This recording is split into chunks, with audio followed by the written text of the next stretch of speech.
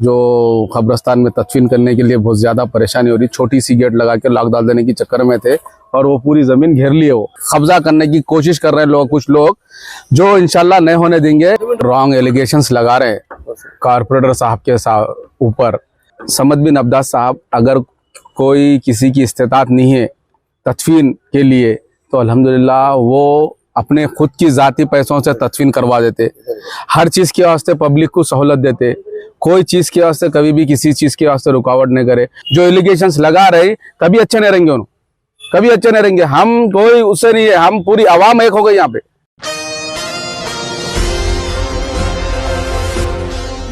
हल्के चंद्रायन गुट्टा के तहत बाबा नगर, फातिमा ओवैसी नगर के इलाके में मौजूद मस्जिद हस्सा को लेकर पिछले 2-3 दिनों से कई सारे वाक़यात मंजर आम पर आ रहे हैं और कई सारे वीडियोस भी हमें देखने को मिल रहे हैं, जिसमें पता चल रहा है कि चंद शरपसंदों की जानिब से कब्रिस्तान की गेट लगाकर इसे मुखफ़िल कर दिया गया और फिर लोगों को अंदर फातिहा ख़्वानी व ज़ियारत के लिए जाने से रोका जा रहा है, जिसके बाद आवाम में गम व गुस्से की लहर दौड़ पड़ी। मस्जिद हस्सा जो कि चंद्रायन गुट्टा असम्बली हल्के के तहत आते हैं, चंद्रायन गुट्टा के इलाके गुलशन इकबाल कॉलोनी में मौजूदा क़दीम कब्रिस्तान की मस्जिद हस्सा से ये कब्रिस्तान मुत्तसिल है। यहाँ पर चंद शरपसंद अनासिर ने गेट को मुखफ़िल कर दिया और लोगों को आने जाने से रोका जा रहा था। मीडिया से खुसूसी खिताब करते हुए वहाँ के मुकामी लोगों ने तमाम तर तफसीलात बताई और इस बात की इत्तला मिलते ही समद बिन अब्बाद और फहद बिन अब्बाद ने भी वाक़े का मुकम्मल बारीकबीनी से जायज़ा लेते हुए संतोष नगर पुलिस स्टेशन में इस वाक़े के ख़िलाफ़ शिकायत भी दर्ज करवा दी और मुकामी लोगों ने मीडिया से खुसूसी खिताब करते हुए कहा कि शरपसंदों की जानिब से जितने भी इल्ज़ामात आयद किए जा रहे हैं वो इंतहाई ज़्यादा बेबुनियाद व झूठे हैं। आइए जानते हैं इस खुसूस में मुकम्मल तफसीलात। पेश नुमाइंदा रिपोर्टर मोहम्मद फ़ारूक ख़ान की एशियन टीवी न्यूज़ चैनल के लिए यह खुसूसी रिपोर्ट। अस्सलामु अलैकुम रहमतुल्लाहि व बरकातहू। आज आपके सामने, अवाम के सामने ये बात पेश करनी पड़ रही है कि मस्जिद हस्सा के ताल्लुक़ से, मस्जिद हस्सा दुबई के शेखुल निहान के रिश्तेदारों के वो लोग चाहते थे कि हैदराबाद में एक बड़ी मस्जिद तामीर करे। हमारे महल्ले के एक माल अल्लाह थे जो यहाँ की बच्ची से शादी किए हुए थे, उन्होंने अपने उस प्रोजेक्ट को हैदराबाद लाया, अपने ससुराल के लोगों से यहाँ पर इस मस्जिद का प्रपोजल रखा और यहाँ पर जब ज़मीन बिक रही थी उस वक्त ज़मीन खरीद कर इस मस्जिद की संग बुनियाद उस वक्त के 87 खलीलुल्लाह हुसैनी मुफ्ती अमीर जामे निज़ामिया मरहूम और हैदराबाद के उलमा कराम के हाथों इस मस्जिद का संग बुनियाद रखा गया। और यह मस्जिद का मकसद ये था कि मस्जिद के अंदर एक बड़ी मस्जिद तामीर हो और नीचे अरबी तालीम का इंतज़ाम हो और अरबी किताबों का तिबात यहीं हो। उसकी मिशनरी का भी इंतज़ाम किया जा रहा था और उसके साथ साथ कब्रिस्तान के लिए भी जो दूसरी अराजी बची हुई थी कब्रिस्तान के लिए उनका मकसद था। ये 3 चीज़ें उनके मकासद में थे, लेकिन तामीर के दौरान कुछ इख्तलाफात होने की वजह से ये मस्जिद की तमाम प्रॉपर्टी वहाँ के दुबई के शेखों ने ये सोचा कि हैदराबाद की कौन सी ऐसी शख्सियत है जो इतनी बड़ी जिम्मेदारी निभाए, तो उनकी नज़र में सालार मिल्लत अलहाज सुल्तान सलाहुद्दीन अली साहब मरहूम पर पड़ी।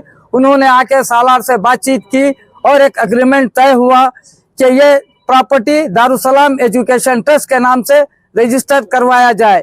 तो उन्होंने दारुसलाम एजुकेशन ट्रस्ट से ये जायदाद को रजिस्ट्रेशन करवाया। उसके बाद उरूज अल आमरी उस वक्त सालार के करीब थे, उन्होंने जिम्मेदारी सालार मोहतरम ने इनको उरूज अली आमरी को इसकी जिम्मेदारी सौंपी कि मैं सियासत में काम करता हूं, आप अल्लाह के घर की तामीर का काम करो। निगरानी के लिए अल आमरी साहब को मुकर्रर किए थे। उसके बाद अल आमरी साहब ने अपने तौर तरीके से उन्होंने अपना काम जारी रखा। जब बस्ती के लोगों को कब्रिस्तान की ज़रूरत पड़ी तो उन्होंने भी कभी एतराज़ नहीं किया कि वहाँ पे खबरों को दफन होने दिए लोगों को। उसके बाद हम लोग जब तकलीफ महसूस होने लगी तो हमारे एरिया के कारपोरेटर अली जनाब समद बिन अब्बाद के साहब पहुँचे और उन्होंने समद अब्बाद से गुजारिश की कि यहाँ पर रुकावटें खड़ा की जा रही है।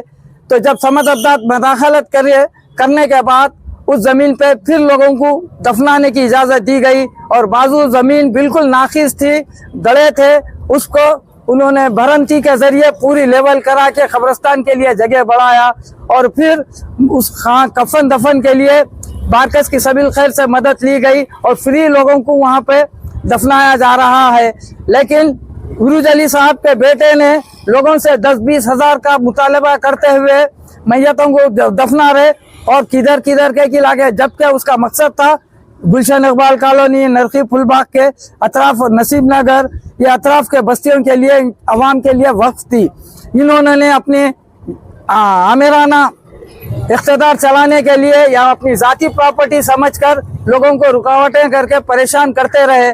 कल का वाक़या था कि एक गेट लगा के फिर बंद कर दिया गया, तब अवाम बरहम होकर उस मुकाम पर पहुंची और समद अब्दाद साहब से इत्तला दी। समद अब्दाद साहब ने कानूनी तौर पर पुलिस स्टेशन गए और उन्होंने इसकी शिकायत दर्ज करवाई और कानूनी काम करने के लिए अवाम से भी समद अब्दाद ने सब्र तहम्मुल से काम लेने की तलकीन की।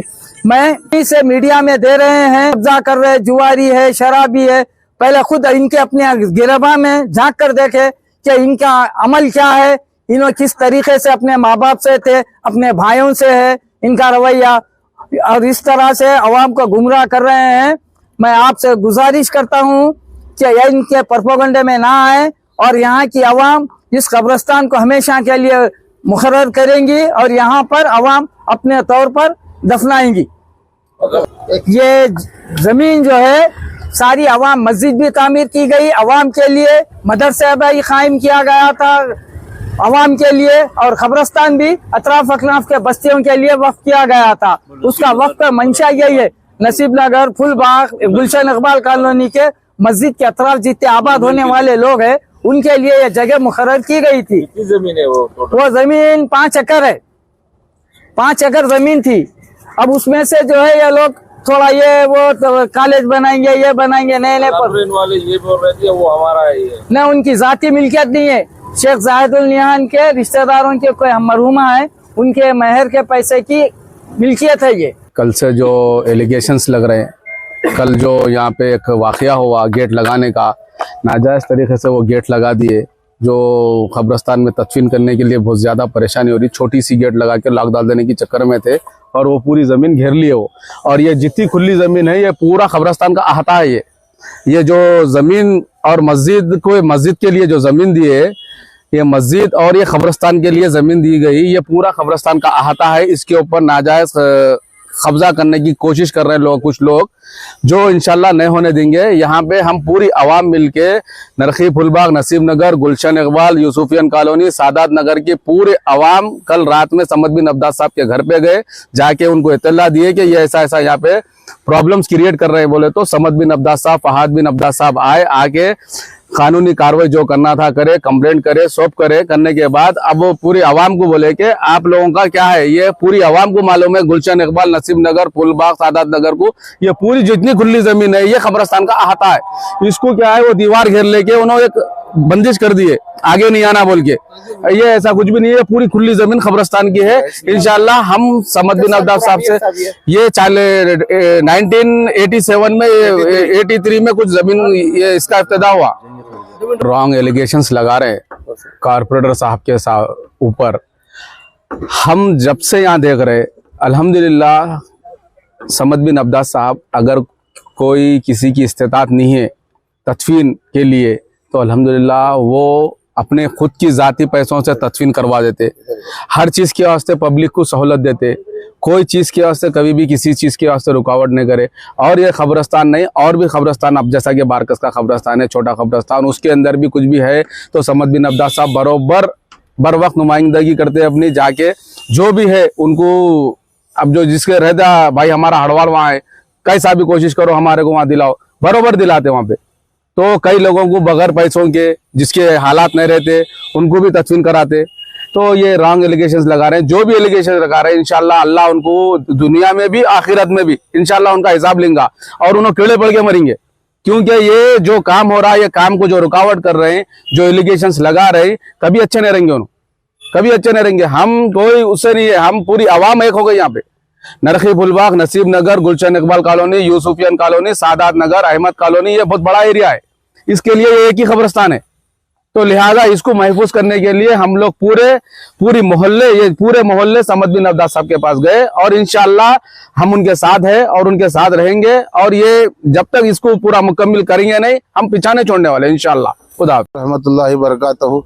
मेरा नाम सैयद अब्दुल खादर अली है, मैं यहाँ का मुकामी हूँ। ये जो मस्जिद की जगह लिए, ये मस्जिद बना है, कब्रिस्तान की जगह लिए, फुलबाग के दामाद अरबी है, उनका नाम जो है उनका नाम इनके वालिद को मुतवली बनाए। उस जमाने में जब इतनी आबादी नहीं थी, इनके वालिद भी बहुत सताए बेचारे मरूम। आज से 18 साल पहले भी किरकिरे आते, उनके घर पे गए थे, किंगकोटी में रहती जगह यहाँ पर इन्होंने मुतवली, फिर इनके बाद इनके बेटे को बना दिए। हम नहीं चाह रहे इन्होंने मुतवली रहना, क्योंकि हमारे जब जरूरत है इन्होंने नहीं आते, हम इनके पीछे भी ना इनको फोना करना नहीं उठाते, ना जाए समझ बिन अब्दाद को तकलीफ दे रहे, नाम लेके गलत है। हम इसके वास्ते बरोबर लड़ेंगे और लेके छोड़ेंगे कब्रिस्तान हमारे हाथ में। क्या आपके दांतों में तकलीफ है, इम्प्लांट्स करवाना चाहते हैं या स्किन और हेयर ट्रीटमेंट चाहते हैं? आपके शहर हैदराबाद में क्वालिफाइड एक्सपीरियंस डॉक्टर और एडवांस्ड मशीन के साथ Dentomax clinic, doctor Farheen Khatoon dentist, implantologist, hair and skin specialist, 15 सालों से माहिर प्रैक्टिस और एक्सपीरियंस के ज़ेरे निगरानी में बेहतरीन क्वालिटी और हाइजीन के साथ तमाम डेंटल और स्किन एंड हेयर ट्रीटमेंट जैसे single sitting root canal, crowns, implants, clips का इलाज, braces, laser surgeries, hair transplant, laser hair reduction और cryo weight loss, medi facials जैसे hydra facial, carbon facial, chemical peels और काफी advanced treatments कम से कम अखराजात में किया जाता है। डायबिटीज पेशेंट्स के लिए फुल माउथ डेंटल इम्प्लांट्स 5-7 दिन में होते हैं। हमारे यहाँ हजारों पेशेंट्स का मुतमईन इलाज किया गया है। तो अब आपके सारे डेंटल और स्किन प्रॉब्लम्स का एक ही center, Dentomax clinic, opposite Roman hotel, Chandrayan Gutta. Contact 7993137434।